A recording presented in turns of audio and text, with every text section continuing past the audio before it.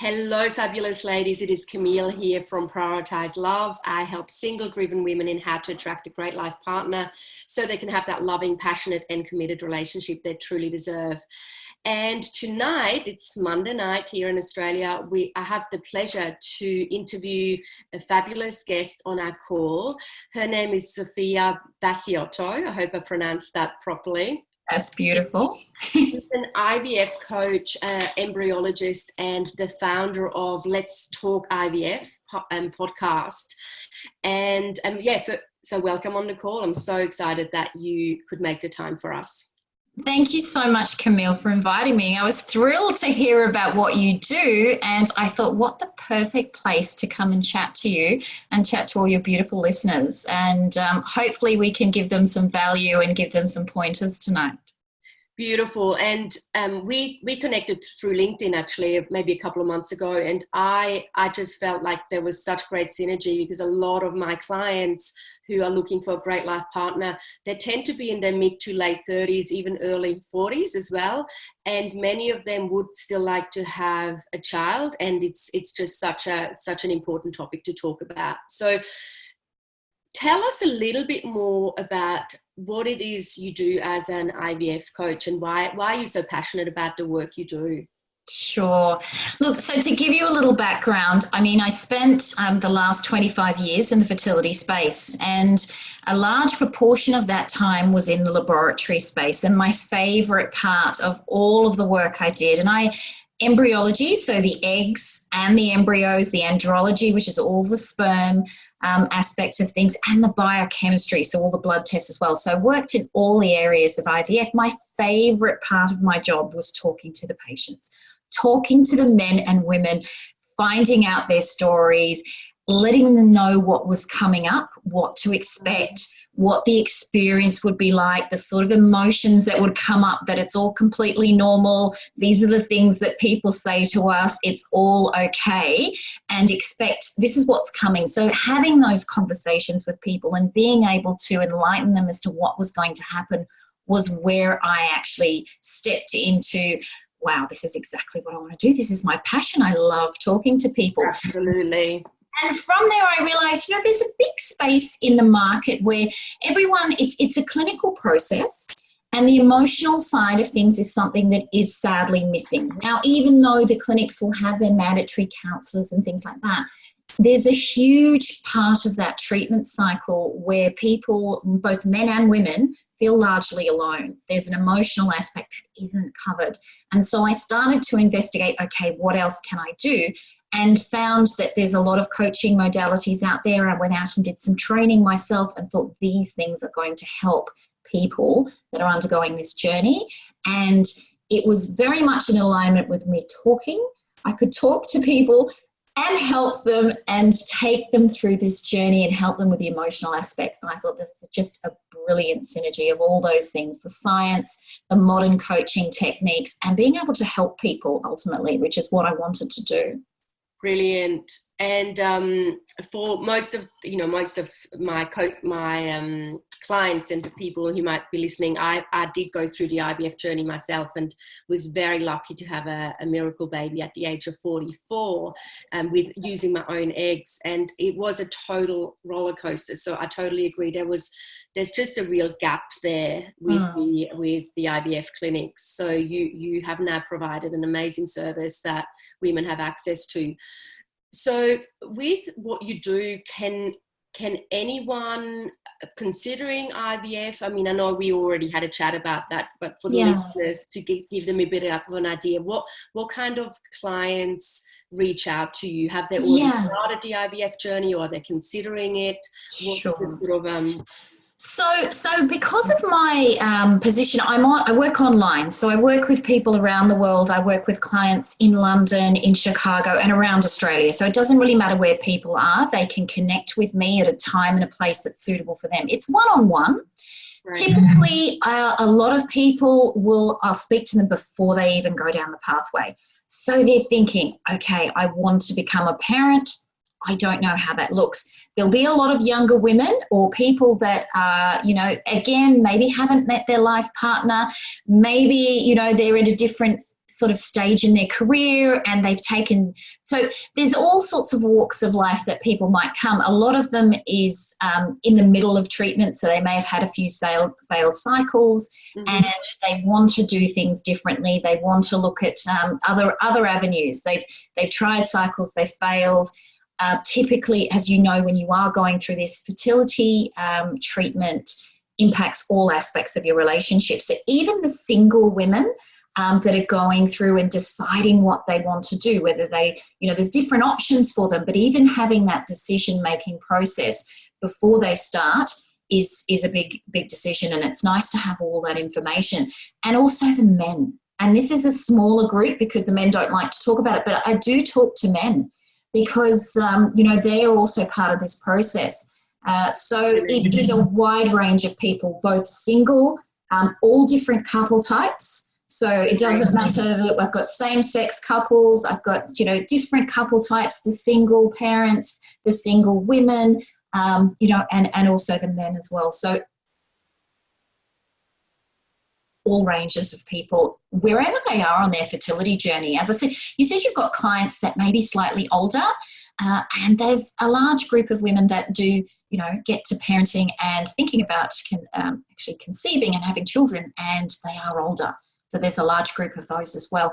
And there are different options when you are older or when you've been turned away from the fertility clinics as well. But having those conversations with someone that's been in this space for a while is a really good thing, because you don't know what the options are, and it can take a lot of time going around and finding all this information yourself. Brilliant. And you have this amazing range of knowledge from your background, but when we, I know you look at the mindset, the maybe some, looking at some lifestyle changes. You really have quite a holistic approach in your coaching, don't you? Yes, absolutely. Because, Camille, when you're looking at fertility, it's not just, and these might be the women who are just thinking about freezing their eggs. Your fertility is completely in your own hands in terms of what you eat, what you drink, whether you're smoking, drinking alcohol, taking recreational drugs, all those things, although people, think, I'm not thinking about children now. They all have an impact on your body. They all have an impact on your biochemistry and what's happening inside of you.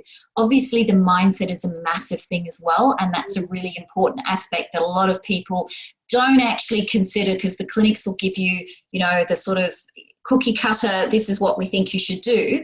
Going a little bit deeper and looking at the lifestyle factors, looking at, even again, how much water you're drinking every day, the amount of hydration when you're talking about trying to conceive. And you'll know yourself, when you are having fertility treatment, they will actually encourage you to drink more water, and most people aren't drinking enough as it is. So those simple sort of things, diet and lifestyle factors, have a massive impact on not only your body, but the quality of the eggs that you're producing.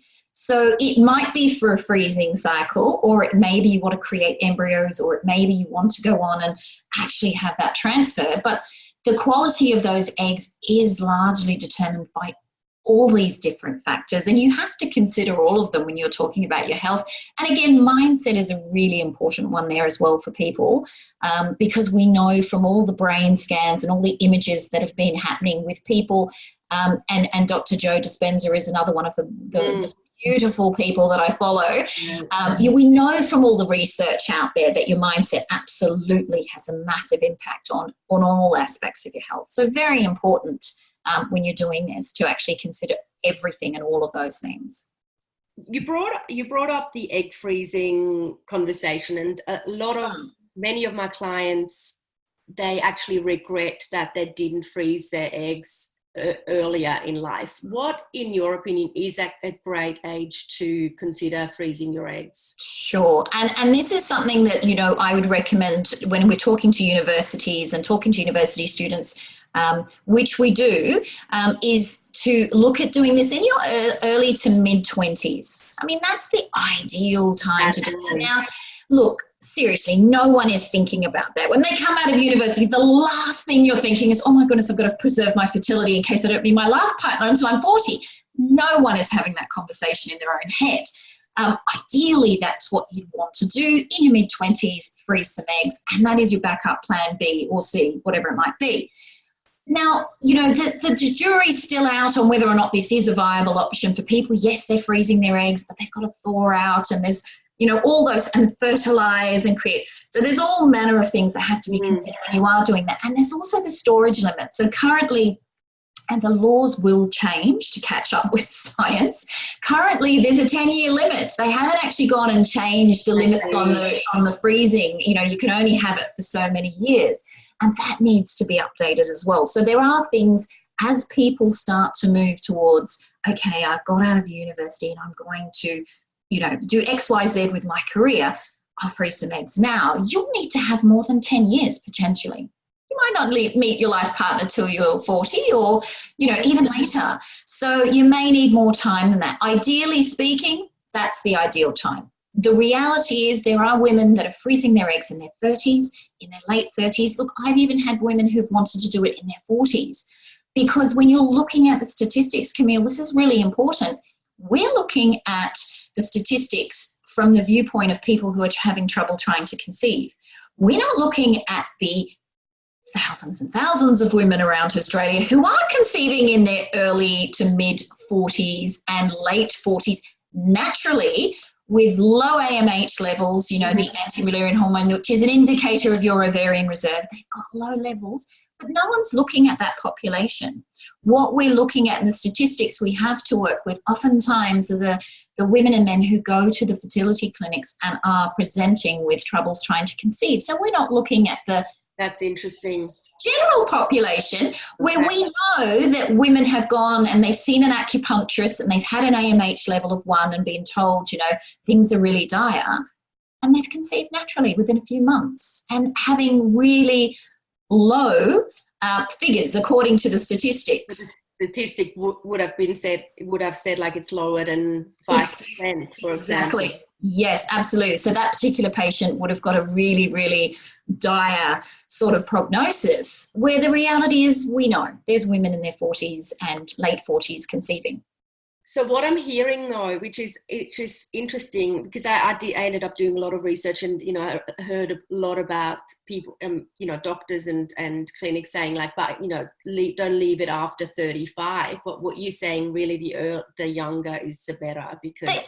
Yes, absolutely. Look, always the younger is the better. The reality is if you could have, and again, in the ideal world, have your career, meet your life partner within, that sort of late 20s to early 30s range, that would be perfect. And we know from experience that just doesn't happen, that people aren't meeting their life partners. They're putting their careers first. And that's, the opportunities for women as, we have moved into all these diverse fields that were predominantly male, all these areas. And it's a fantastic thing for women that they are able to have all these diverse careers.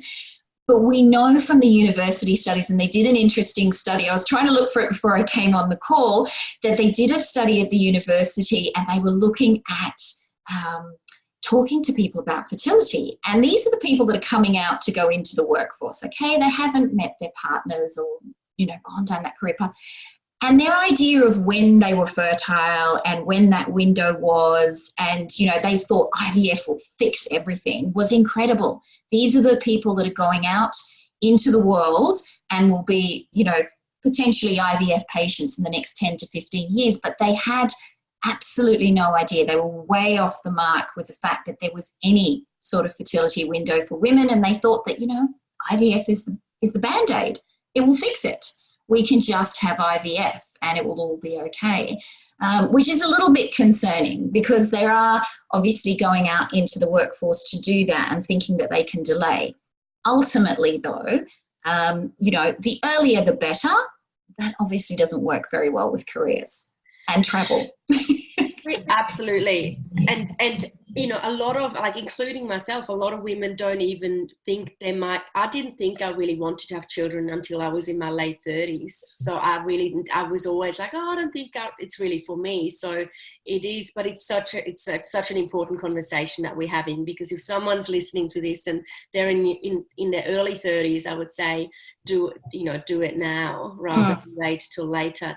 In regards to cost of egg freezing, it has gotten a lot more affordable in Australia, hasn't it? Like, what are the options now? Look, it is, and what we're seeing, Camille, is the sort of introduction to the market of bulk billing clinics. Now, again, you still will have storage limits in terms of timing, and I think the legislation and the rulings around that, and that will all catch up as we see more women wanting to freeze their eggs, and to a lesser extent men wanting to freeze sperm, because their sperm and their sort of fertility window is a little bit different.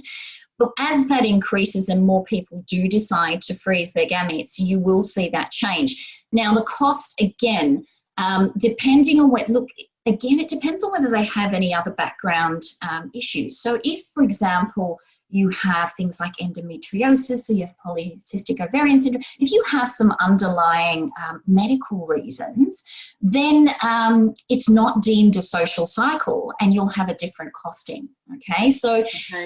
And this varies from clinic to clinic. You could be looking at anywhere from, $5,000, and some people will get a rebate. Sometimes it's a bit more expensive.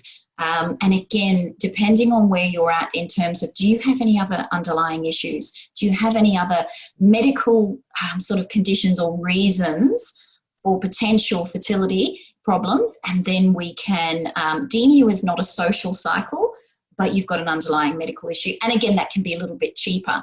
But you still got to pay, the upfront costs for the majority of the clinic, and you will be eligible for a Medicare rebate. So people budgeting, and it isn't normally one cycle. So when you're doing the egg freezing, if you can have 2 cycles or 3, it is better, because you're going to have a larger sort of cohort of eggs that are on that sort of standby plan B.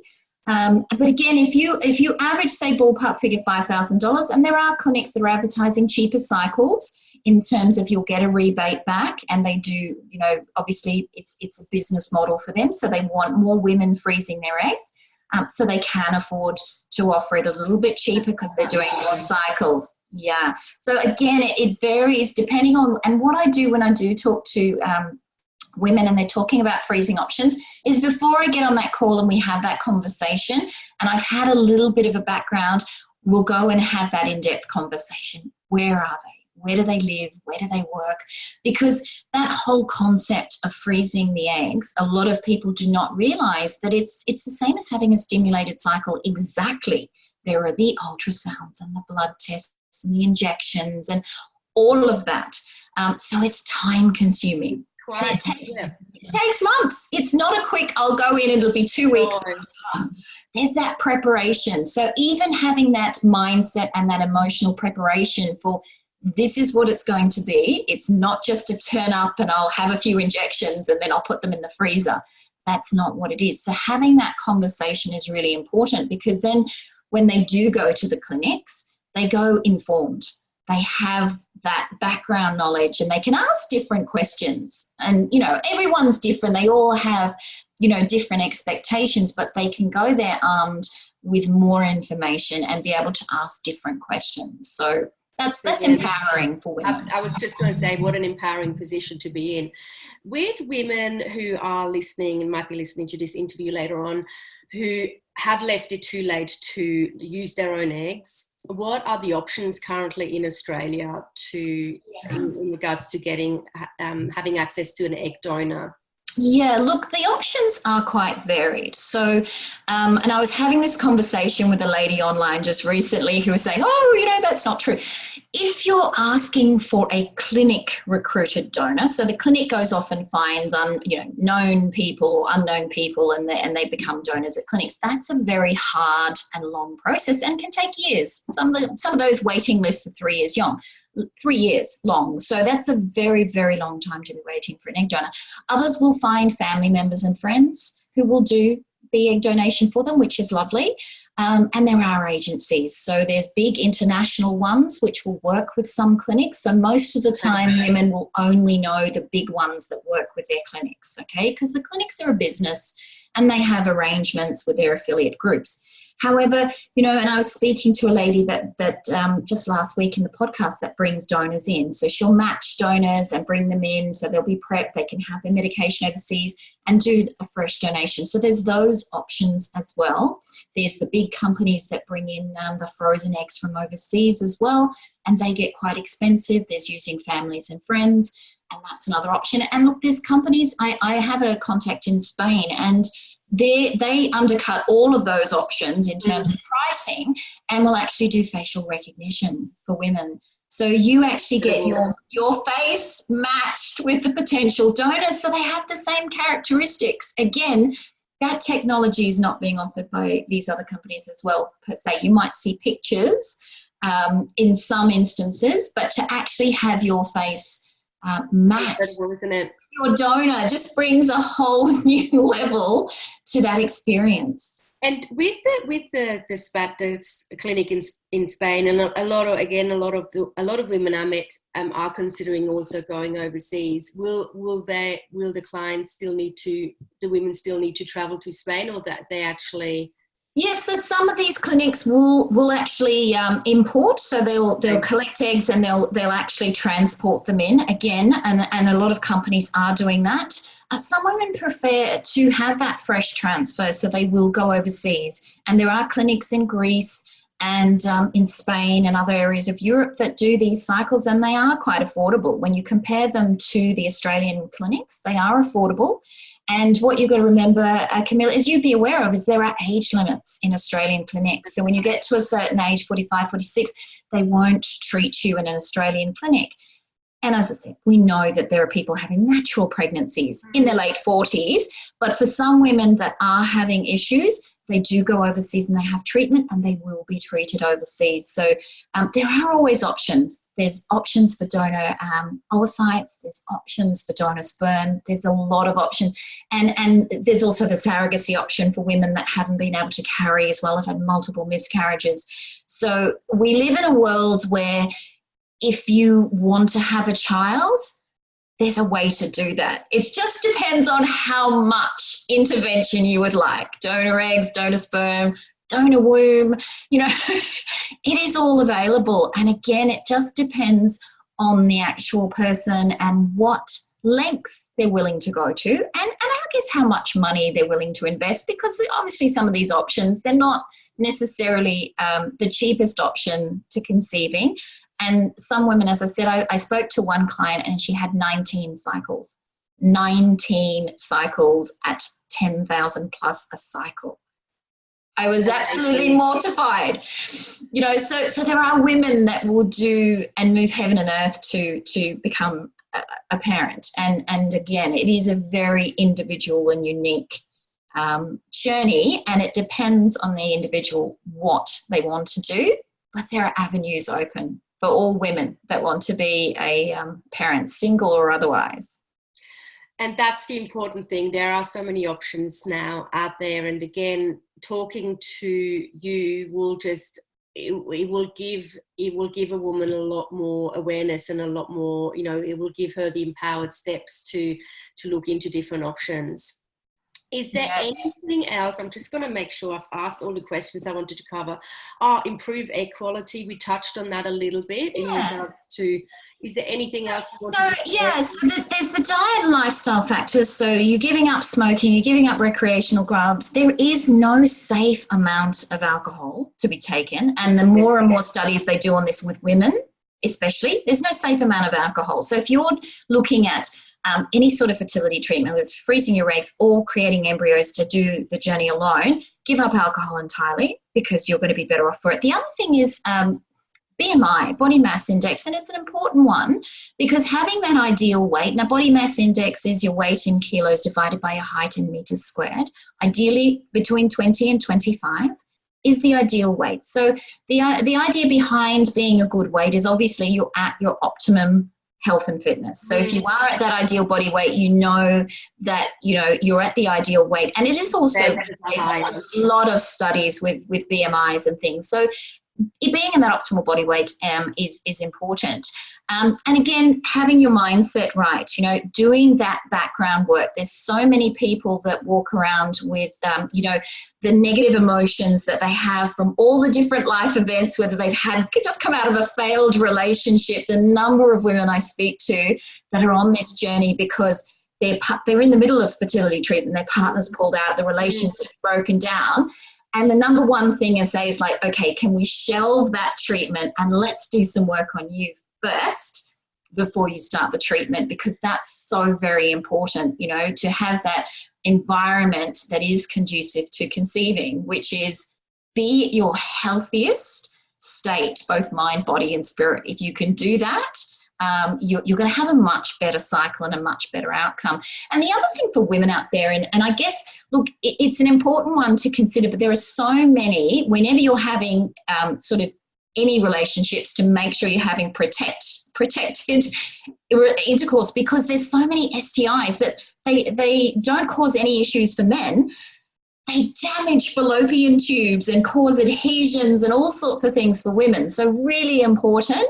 That's such an important point. Is chlamydia is one? Chlamydia is one of the ones that just, you know, for fallopian tubes, because they've got all these little hair-like structures that move the egg along so they get damaged. And the adhesions is another one. So STIs for women, again, for men, they might, no symptoms. They'll have a high temperature, maybe a slight temperature, and they won't know they've had it. But for women that actually contract some of these STIs, it impacts their fertilities for years to come. So any of the younger women, absolutely think about protection at all times, unless you're in a serious relationship and you've had that screening, because that's very, very important for future fertility. That again, most young women, yes, they've got the idea for unwanted pregnancy, but to protect all their functionality for their fertility later on, absolutely, that's something that they can do to definitely give them an advantage when it comes to trying to conceive a little bit later on. And what I would add to, I guess, from a relationship perspective, you know, make sure your relationship is in a really healthy place before you even start to want, because a pregnancy and then, of course, having a child can bring up so many other challenges for a relationship. So you want to make sure you choose the right partner as well. Yes. And it's so funny, Camille, you know, we have these conversations with women and they've just met this partner and they're embarking on fertility treatment. I'm like, what? No, you met them 2 weeks ago. No. This is a really, really bad move. No. You're being a stable relationship. Exactly. And I think, you know, and I've spoken to clients. I did interview a lady on the podcast who actually decided to do the journey on her own. And she just found herself, when she was dating, literally she was looking at them as a potential sperm donor. And then she thought, you know what, I have to do this on my own. And actually, you know, do this parent journey on my own, because she was starting through a series of bad relationships and realizing she was screening them all as potential sperm donors anyway. So having that level of awareness and, again, being brave enough to do that on your own, I think is a big step. Absolutely. And then, of course, there's the option of meeting an amazing partner after, you know, a bit later on. Yes. There's so many different ways. Now, I love this conversation because there are so many different ways to do motherhood, relationships, there's many different ways to do life. So it's so important that we know what the options are. So in regards to getting in touch with you and booking in a session, what's the best way for the women listening for them to get in touch with you if they want to find out more? Yes, look, well, I'll give you my calendar. The best way is for them to book a call. So I do what's called a free clarity call, and they can book that directly through my website or through the link that I'll give you, which books straight into the calendar.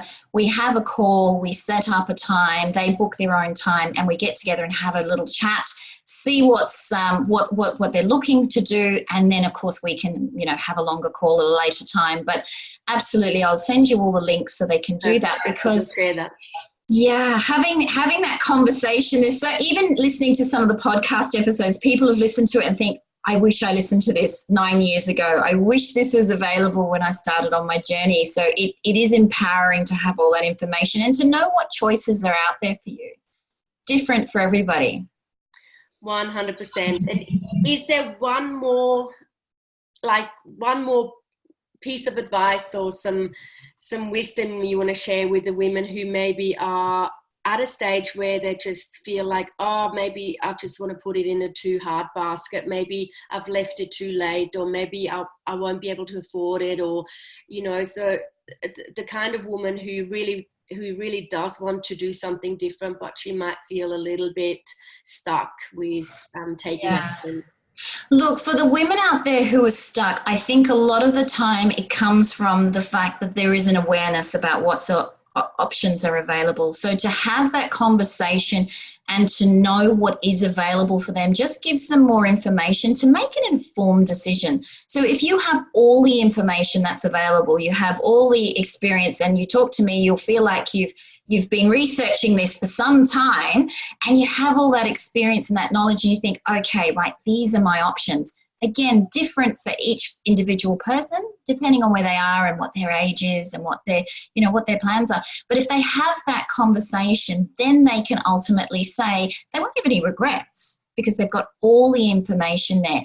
And I think the worst thing people can do, and I have spoken to women who are, they've met their partner late in life, is that they regretted not having these options earlier. Is to have the options and to have the conversation and to know what's possible, again, opens up new doors for people.